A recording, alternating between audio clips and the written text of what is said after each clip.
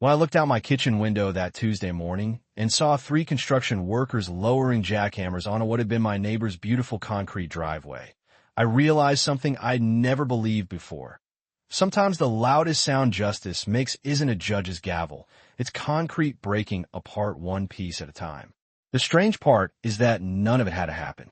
One honest conversation could have saved thousands of dollars, months of tension, and an entire neighborhood from watching two grown men become the topic of every backyard barbecue. Instead, my neighbor decided that repeating a lie long enough somehow made it true, and the county had a very expensive way of correcting that misunderstanding. I bought my home in the spring of 2019 in a quiet subdivision just outside Franklin Ridge, Ohio. It wasn't a fancy place, but after almost 15 years of apartment living, simply having my own patch of grass felt like winning the lottery. I still remember standing in the backyard on my first evening there, holding a paper plate with cold pizza, looking at the trees swaying behind the fence line, and thinking, this is home. The neighborhood was exactly what you'd expect from a middle-class American suburb. Kids rode bikes until sunset, people waved while walking their dogs, and every Saturday someone was mowing their lawn before 9 in the morning. My next-door neighbor was a man named Randall Pierce, probably in his late 50s, retired from some kind of industrial maintenance job, if the conversations we'd had were any indication. He wasn't particularly friendly, but he wasn't openly rude either. We had that classic suburban relationship where we'd exchange a quick wave, maybe complain about the weather for 30 seconds, then go back to our own lives. During my first week there, I noticed something odd. Randall's concrete driveway seemed unusually wide near the property line. It curved just enough that part of it appeared to continue onto what I assumed would eventually be my side yard. I stared at it for maybe 30 seconds before convincing myself there had to be a reasonable explanation. The previous owners had lived there for almost 20 years. If there had been a problem, surely they would have dealt with it. Besides, I wasn't interested in becoming the new guy who immediately started measuring property lines and picking fights with neighbors. I had enough on my plate unpacking boxes, painting bedrooms, and figuring out why every light switch in the house seemed to control something completely different than what I expected. So I ignored it. Months turned into years. I landscaped the front yard, planted a maple tree, built a small vegetable garden in the backyard, and slowly turned the place into my own. Randall occasionally parked his pickup halfway across that section of concrete, sometimes washed it there on weekends. And one summer, I even watched a contractor reseal and repaint the entire driveway with fresh dark gray coating. I remember thinking it looked surprisingly nice, never imagining I was admiring improvements made on land that legally belonged to me.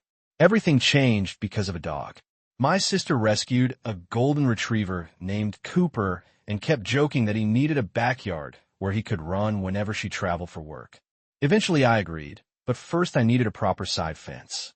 I hired a local fencing company, and during the estimate the owner, an older guy named Steve, looked toward the side yard and casually asked, "You already have a current survey?"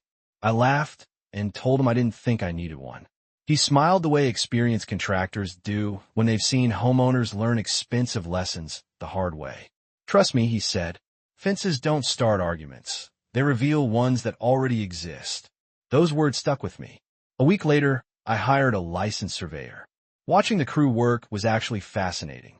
They spent hours with GPS equipment, tripods, old subdivision maps, steel measuring rods, and little fluorescent flags that slowly appeared across both properties like breadcrumbs. I honestly expected the final report to show everything was exactly where it should be. Maybe an inch here, 2 inches there, nothing worth talking about. Late that afternoon, the surveyor folded his paperwork, walked over with a surprisingly serious expression, and asked if we could talk privately. That was the moment my stomach tightened before he'd even spoken. He laid the certified map across the tailgate of his truck, pointed to one bold red line, then slowly traced another line across Randall's driveway. "Your neighbor's concrete crosses onto your property," he said calmly. "Not by inches, by just over 6 feet for nearly 42 feet. I stared at the drawing, then looked back at the driveway I'd seen almost every day for years. Suddenly, I wasn't looking at concrete anymore. I was looking at a legal boundary, one that had quietly been ignored for who knows how long. And for the first time since buying that house, I realized my peaceful little neighborhood might not be nearly as simple as I believed. I asked the surveyor to check everything again before he packed up. Maybe the original subdivision markers had shifted over the years. Maybe an old record had been entered incorrectly decades ago. Maybe there was some easement I didn't know about. I was almost hoping he would tell me the first measurement had been a mistake because, as strange as it sounds, discovering your neighbor has been using your property isn't nearly as exciting as people imagine. It's exhausting before the argument even begins. He smiled politely, almost like he'd heard that request 100 times before. Then he pulled out the original county plat, located 2 buried iron monuments, verified the GPS coordinates a second time, and walked the entire line again. Every number matched the first survey almost perfectly. "There's no gray area here," he said. "Your property line is exactly where this drawing says it is."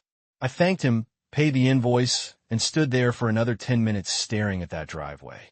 The concrete suddenly looked different. Not because it had changed, because now I knew the truth. That evening I printed 2 copies of the survey, slipped one into a folder, and walked next door. Randall answered after the second knock. He looked comfortable in an old college sweatshirt, holding a coffee mug even though it was almost 6 in the evening.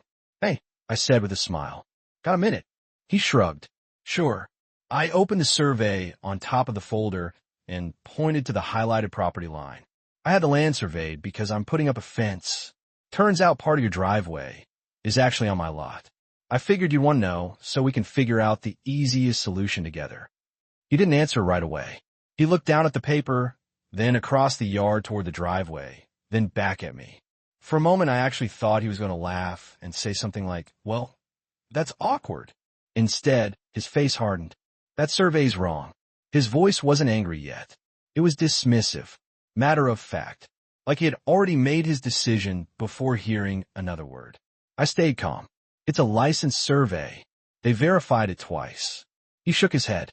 "I've lived here 23 years. That driveway's always been there." "I understand," I replied, "but that doesn't change where the legal boundary is." He folded his arms. "Sounds like somebody's trying to make money selling surveys." I almost laughed because the comment was so unexpected. "Randall, nobody's asking you for money. I'm just showing you the property line." He stared at me for another second, then said something I'll never forget. "If you didn't know it was yours yesterday, then maybe it isn't worth worrying about today." Then he closed the door. I walked back across my lawn feeling more disappointed than angry. I kept replaying that conversation in my head, wondering if I'd explained it poorly or approached him at the wrong time.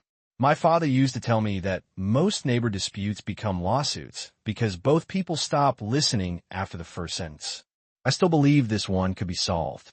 Over the next few days, I talked with 2 different attorneys, not because I wanted to sue Randall, but because I wanted to know the proper process if cooperation failed. Both gave almost identical advice. Keep everything documented. Stay polite. Follow the law exactly. Don't argue. Let the paperwork speak for itself. So that's exactly what I did. The following Monday, I recorded the certified survey with the county, then mailed Randall a formal notice of encroachment through certified mail with return receipt requested. The letter explained the findings, included copies of the survey, and gave him 60 days to voluntarily remove the encroaching concrete. The attorney had suggested 30 days. I doubled it because I honestly wanted to give him every reasonable opportunity to solve the problem without government involvement. 2 days later, the postal website showed the envelope had been delivered. Randall personally signed for it at 10:18 that morning. Around 3 that afternoon, my phone rang. I recognized his number immediately. "You actually filed paperwork?" he asked before I could even say hello. "I recorded the survey, yes." "You couldn't just come talk to me?" I nearly laughed at the irony. "Randall, I did." There was silence for a second. "You're making this into something it doesn't have to be." "No, yen suarat quietly. I'm documenting something that already exists." His tone changed. "Listen, the previous owners never cared. Everybody knows that's my driveway. Everybody also knows where the county says the property line is. That's your opinion. Utopia. That's the survey. He sighed dramatically. "You're really going to do this over 6 feet?" I looked out my kitchen window at the driveway while he spoke. "It's not about 6 feet. It's about whose 6 feet they are." He hung up without another word. The next 2 months became strangely surreal. Every morning, I watched Randall back his truck onto the same concrete. Every Saturday, he washed his pickup right on the disputed section. Friends parked there during football weekends. Delivery trucks rolled across it. Life continued as though the survey had never happened. Sometimes I'd catch him looking toward my house while watering his lawn, almost daring me to make the next move. Meanwhile, I did absolutely nothing. I didn't remind him. I didn't argue. I didn't bring it up again. I simply waited because the deadline I'd given him wasn't for show. Day 30 came and went. Day 45 passed. On day 58, I noticed fresh landscaping mulch had been spread along the edge of the driveway, almost as if he wanted to make it look even more permanent. I remember standing there thinking, he's convinced himself nothing's going to happen. On the evening of day 60, I sat on my back patio with a glass of iced tea and watched the sunset. Part of me hoped I'd wake up the next morning and see a contractor measuring the driveway. Instead, I saw Randall leave for breakfast exactly like every other Sunday. The 61st day arrived. I made one phone call to the county zoning compliance office. I submitted the certified survey, proof of recorded notice, the signed delivery receipt, photographs, and a timeline documenting every step I'd taken. The woman handling the file thanked me for being unusually organized. "This should move pretty quickly," she said. She wasn't kidding. Less than 2 weeks later, a county inspector pulled into the neighborhood in a white SUV with official markings on the side. He introduced himself, greeted both of us professionally, then began walking the property with a measuring wheel, survey documents, and a clipboard. Randall came outside almost immediately. "You're wasting your time," he announced loudly enough for several nearby neighbors to hear. "That survey's wrong." The inspector didn't argue. He simply measured. Every flag, every monument, every distance. He checked the original subdivision records, compared them against the certified survey, then quietly nodded to himself. Nearly an hour later, he walked over to where Randall and I were standing. "The license survey is accurate," he said. "The driveway encroaches onto Mr. Lawson's property by approximately 6.1 feet along 42 feet of frontage." Randall's face turned red. "So what? It's been there for years." The inspector answered with the calm voice of someone who had probably delivered bad news thousands of times before. "Length of time doesn't change ownership." Randall tried another angle. "The old owners never complained. Previous owners cannot permanently transfer someone else's property through silence," the inspector replied. Then he handed Randall a thick envelope. "This is your formal correction order. You'll find the compliance deadline, appeal procedures, and daily penalties inside." Randall ripped it open right there in the yard. His eyes moved faster with every page. "Daily fines?" he snapped. "You're fining me?" The inspector nodded once. "Beginning after the compliance date, if the encroachment remains."